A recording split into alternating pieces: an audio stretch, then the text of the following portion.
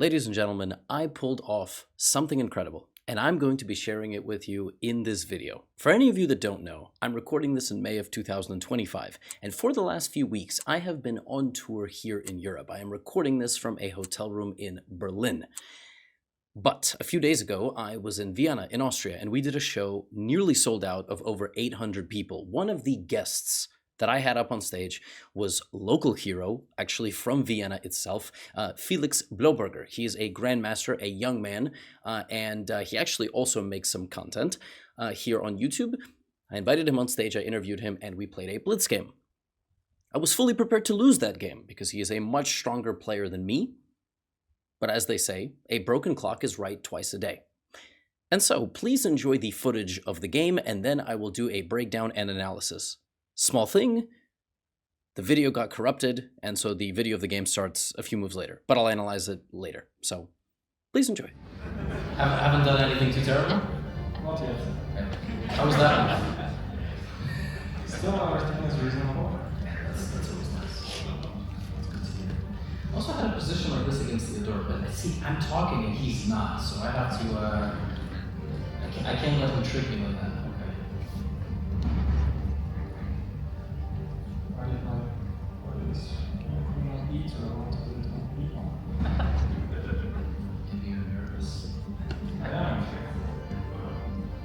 You can't play mind games when they're so honest. You know?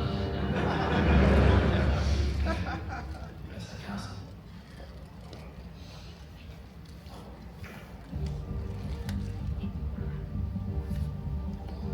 Okay.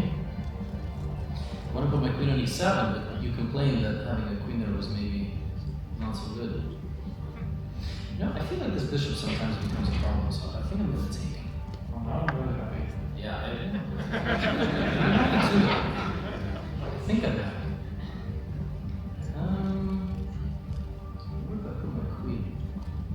I think this is fine. I'm always a big fan of having a bishop there, so... You're a Grandmaster, you know. It comes with the territory. Okay. I should speed up a little bit. How? A5 or A6? Okay. This is fine. I'm not scared. How often do Grandmasters play moves quickly, but you actually have no idea it's the best one? All the time.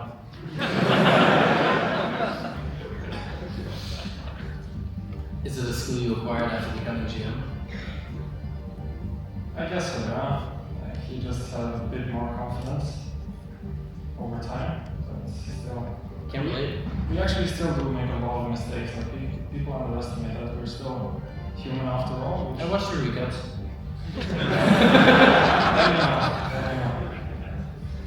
To be honest, the same way people tell me, you know, you like watching my recaps because it's humanizing. I like watching his recaps because I was like, oh, I thought they were all just like perfect geniuses who do everything. And they are, but, you know, not all the time.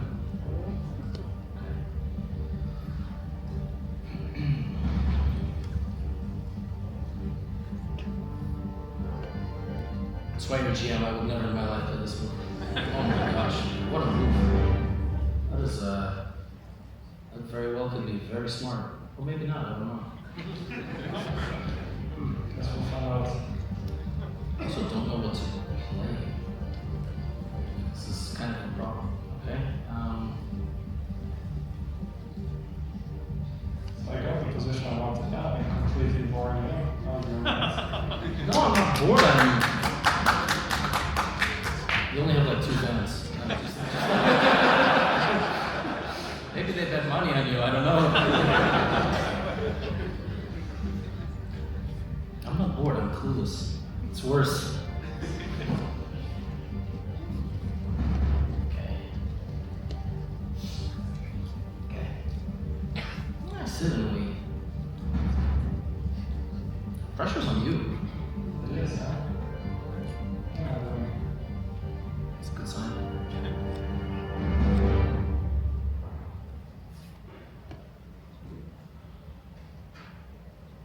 Such quiet, dramatic music.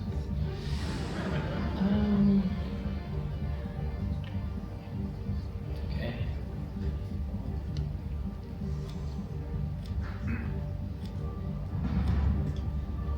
Fisher, Spassky, Fisher once complained about camera shutters, and there's camera shutters over there, so I'm gonna go full Bobby in a second. It's distracting. I can repeat moves by going backwards. Actually, not so sure what my plan is here either. It's so easy. We can't make a draw, we have to. Yeah. No draws in Vienna. Let's go back. Getting my bishop here. It's not the plan. I just talked a lot and distracted. See, now I want to start talking less. I was talking a lot because I thought I would lose. Now I'm starting to have doubts. Queen is coming here. I didn't even see that. Dangerous. Maybe I did see that. I don't know.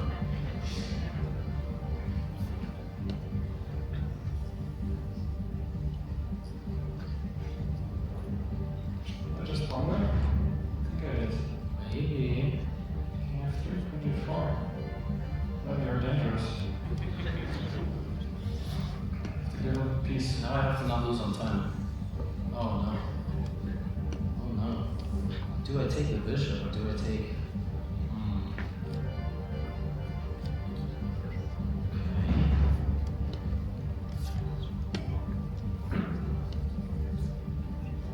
It's not looking good for me.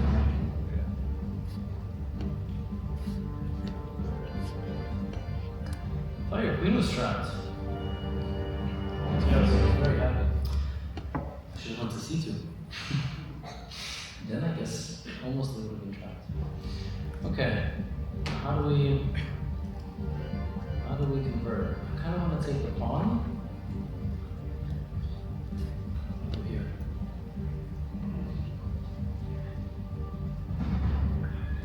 This is not turning out the way I wanted it to.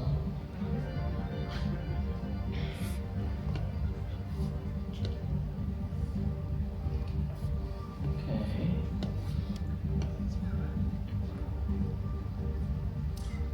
Oh, so greedy. One second. Getting on. Not yet.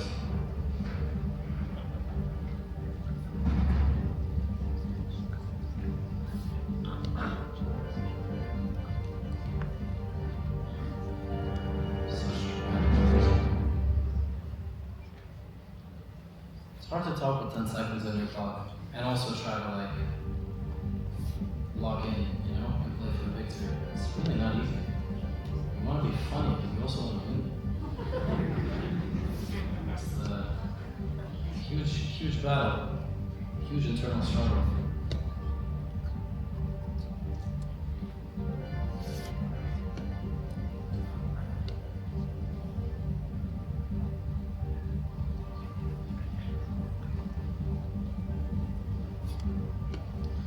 Really? I think you get away with this, but maybe you can. Probably I won't. Maybe you can.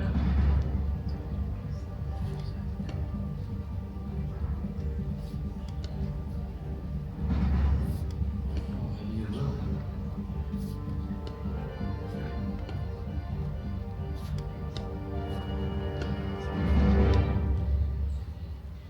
Yeah, I don't think I'm gonna get away with this. Not today.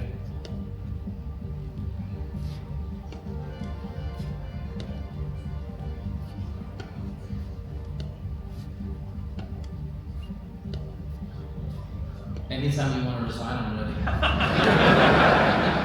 And mostly because I think I'm gonna screw this up. So, you know.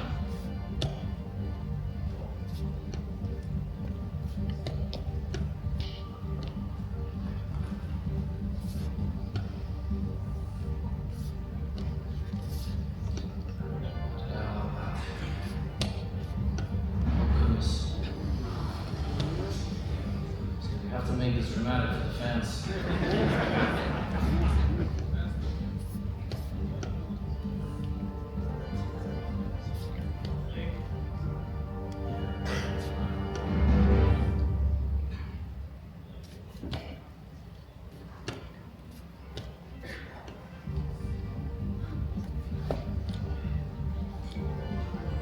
Not good. I think it's very good. Nice game. Congrats.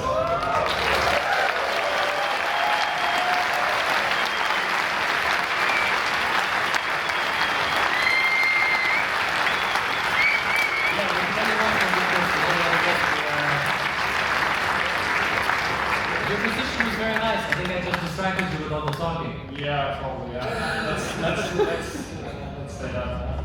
Yeah, just allow almost 90%. Yeah, I guess you pushed me back and that let me get to the Yeah. But you know, you actually gave me that away. I mean, I was just sort of playing on autopilot. I was making some moves. Isn't it hard to, by the way, talk and play? For me, it is because I'm not used to like streaming, but. No, I mean, even here, I'm like the laughing and whatever. But you actually gave me information. When I moved my knight back, and you were like, "Yeah, I'm not sure what I'm doing." At that moment, I looked at the board and was like, "Oh, I have this plan." And then somehow, I guess, when my knight rerouted, Yeah. it was good. It was a pleasure.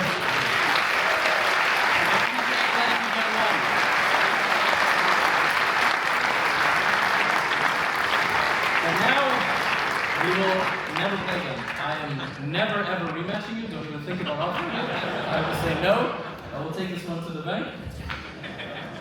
Guys, give it up one more time for Felix.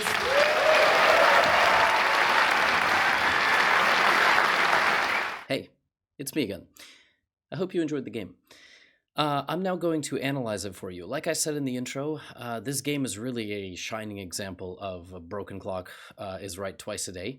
But also, I sensed a little bit of nerves on behalf of my opponent. I think the setting was obviously a bit unfamiliar.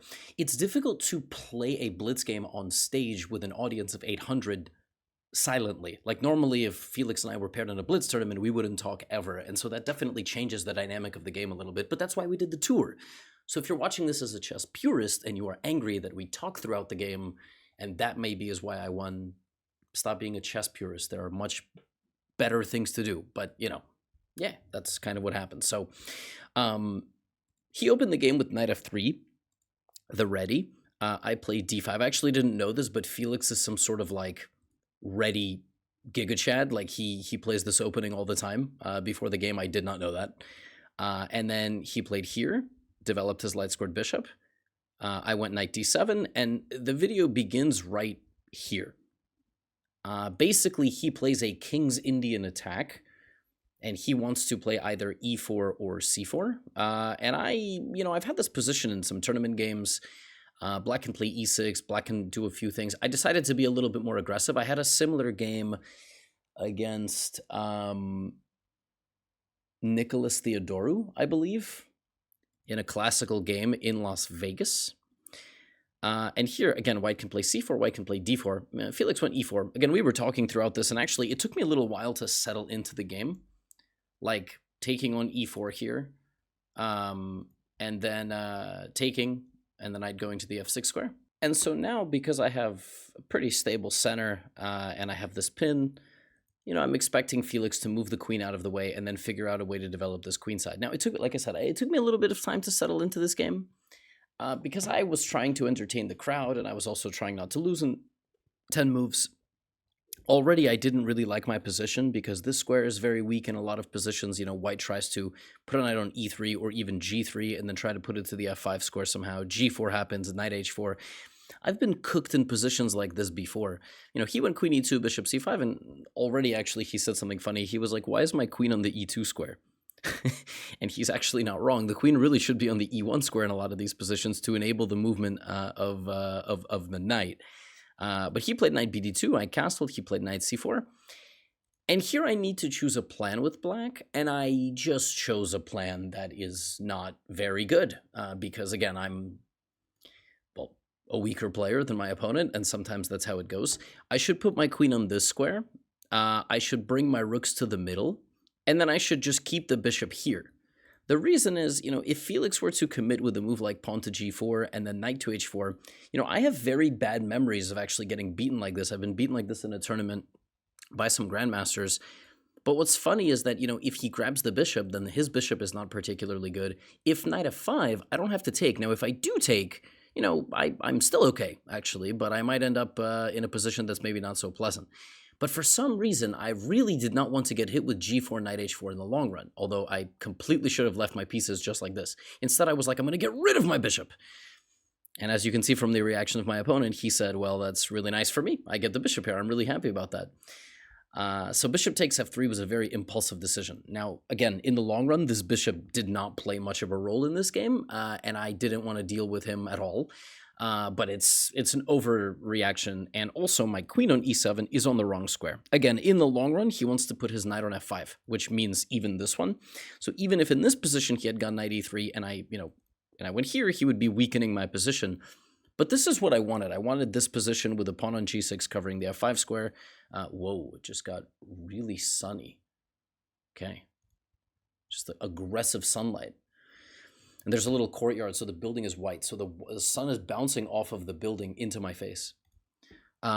Anyway, this is the wrong square for the queen. It belongs on c7. He went a4, and I was like, well, I don't want him to continue to take space. But around here, I asked him, do grandmasters just play moves quickly to get their opponents scared? And he said, yeah, all the time. But I did feel like I was slowly getting cooked. Now, why am I getting cooked? Well, he has the traditional bishop pair advantage, right? I don't have a light squared bishop. Also, he has the plans. He has the plan to put the knight on f5. He has the plan to do a same-side king-side attack, which sometimes can happen in certain positions. It's normal. It happens in certain structures and in certain positions. I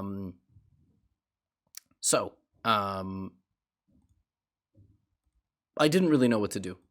And I was kind of annoyed because, it's blitz. I mean, it's like tennis. He hits the ball to me. Now I have to hit the ball back. I wasn't thrilled. So I went rook e8. I thought, okay, I'm just going to make moves, right? So far, not too much is happening. That's the thing. He has a better position, but not too much is happening. He went here, attacking my pawn. And I didn't want to go b6 because I felt like it tied everything together. So I went bishop b4 because I'm trying to trade off one of his bishops. And I thought by inducing this move, he can't target my pawn anymore. So now I go back. But still, I am very much playing without a plan. But so is he, So what is he going to do now? He plays rook d1. I mean, it's just a general improving move. Both of us are kind of trying to play general improving moves. I was thinking about trading his knight. I thought his knight was obviously quite strong. I thought about the move knight to b6. I thought about maybe repositioning my knight on g6. I thought about also making a waiting move. And while all of this is going on, we have, 800 people in the crowd. And you kind of have to, I felt like silence was getting a little bit awkward. So I'm kind of talking, trying to be funny. So I bring the knight back to the f8 square. And here there's a funny moment. Felix has kind of run out of improving moves. His knight is on a good square. His bishop and queen are kind of unmovable. His bishop is sort of in the way. His rook doesn't have a clear path. So he goes bishop here. Because again, his mindset is I'm just going to keep kind of shuffling my pieces around and maybe Levy will self-destruct. Or I'm just going to keep, trying to make small improvements. Like maybe here he's going to go rook and double and try to get in. So he went bishop e1, and I told him, you saw from the video, I said, wow, I would have never considered that move in my life. That's why you're a grandmaster. And yet it's not a good move. The computer wants him to play much more directly, emphatically. And probably if this was a classical game, he would have found that. But again, he's just trying to play quickly. So I went knight g6. This, however, is very much a provocative move. It's a provocation, and I knew it when I played it. Whenever there are knights standing on the edge of the board like this, you can use the h-pawn. You can actually, go create a same-side attack. We see engines doing this a lot when the kings are on the same side. They use their h-pawns. They push them. They kind of, sacrifice them to open up the position, and he played h4. So I was like, well, here I was actually kind of happy. I was happy because something was happening. So there's a difference between strategic and positional chess and concrete tactical chess. This is concrete chess, all right? He is making something happen in the position. By coming forward, he's potentially opening himself up to a weakness, right? So I'm just shuffling. I'm kind of waiting for him. I'm baiting him in. Maybe here I should have played the move h6, but I still didn't quite know what I was doing with my life. He goes h5, and I went back. Now, he has a big advantage here. But I didn't think so, and evidently neither did he, because here he made a couple of inaccuracies, and I got back into the game really quickly. So the best move in this position, and actually the only move in this position, is the move h6, which is sort of counterintuitive because you feel like you just push the knight back, and now you're just going to give the pawn away. Yeah, the point is, it's this engine idea. You just sacrifice your outermost pawn, the pawn that doesn't affect your position all that much. You open up my king, and you give yourself a new plan of attack. Now you play bishop d2. As I go to defend myself, now suddenly look at this. This is big. So when you play h6, there's a very good chance my best move is actually ignoring you, but then you have done something really nice. You got your h-pawn all the way into my territory, and you restrict my king forever. So now I will always have back rank problems. Also, I will have problems in the endgame, because if your knight or rook or any piece ever gets over here, I will have issues. This is what computers have shown us over the last, like, 8 years here in 2025. And whenever you watch this in the future, maybe I'm 70 years old and you're still watching these videos. Tell us what's going on in the future whenever you're watching.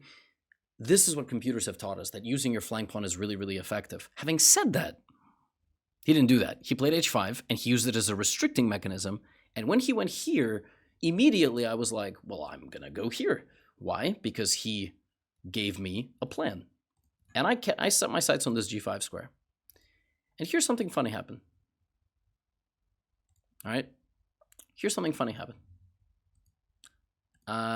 He told me verbally, and this is, again, one of the things about live chess.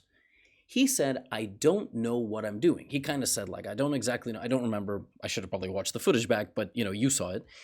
And he kind of hesitated, you know, and he went back. And that kind of reinvigorated me. Now, obviously, it was clear from these two moves, he didn't quite like his position, but I suddenly really did like my position, because I'm going knight g5. When I go knight g5, I'm threatening queen h3 check, which is just scary looking. I'm also threatening to get rid of his bishop, and then he's not going to have the bishop pair anymore. And when he went here, I was like, oh, now it's game on. So right here, I'm already thinking, oh, I'm totally back into this game. And we had this tense moment where he wanted to take. His instinct kind of told him it was the right move.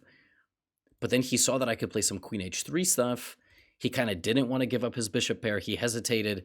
And he just blundered in one move. He played rook h1, and rook h1 stops queen h3, but I can take the bishop, which is sort of like a ghost threat. Like you kind of forget that this is possible. If he had taken, I'm threatening g4, so he would have needed to go here, and the game goes on. I mean, he gets the knight to f5, and I mean, it's still complicated. Maybe I even take and do something like this, but I wouldn't be confident here at all. I'm winning a pawn, but he has queen g5 and rook h1, so. But he blundered, and I was shocked. I mean, I couldn't believe that he missed this. Frankly, he couldn't either. I mean, you could tell from his reaction. I think we both were just like expecting him to slowly put pressure and beat me. And then suddenly, you know, here he goes for counterplay, which, you know, I saw that I could take with check and then go here.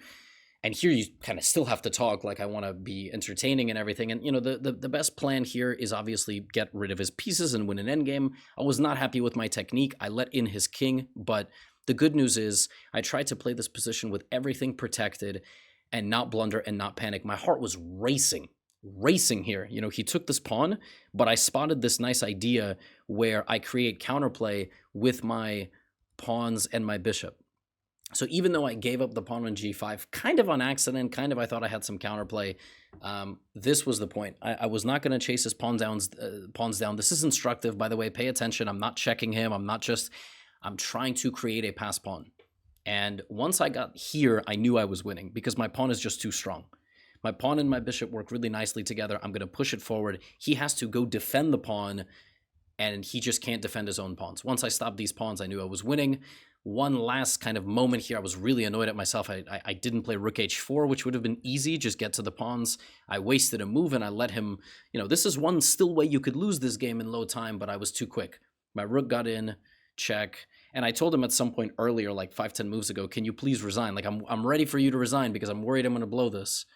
It's not a joke. I mean, I have screwed up many positions, and he's an excellent player, but I was very fortunate to have this nice resource of my rook defending my pawn and my bishop stopping his pawn and stopping his king from getting close. And at this point, I knew it was over. And I played rook d1, and Felix resigned. He was a good sport.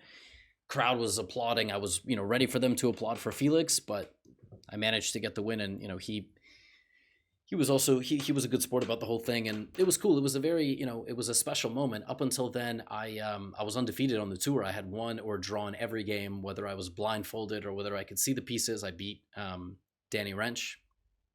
In the event in London. I won a few blindfold games. I drew Julien Song. So, yeah, I was ready to lose, but I managed to get a nice win, and in my usual kind of dynamic style. And it's a nice feeling. because, you know, I'm not playing too many serious tournaments at the moment. I was writing How to Win at Chess 2, wrote a second book, going to be out next year, planning this tour, working on Chessly. And it's nice to know that you can still play sometimes. So appreciate your support as always. At the time of recording, the tour is wrapping up, but you're probably watching this in the future. And that's all I have for you today. And check out Felix's channel if you haven't already. Get out of here.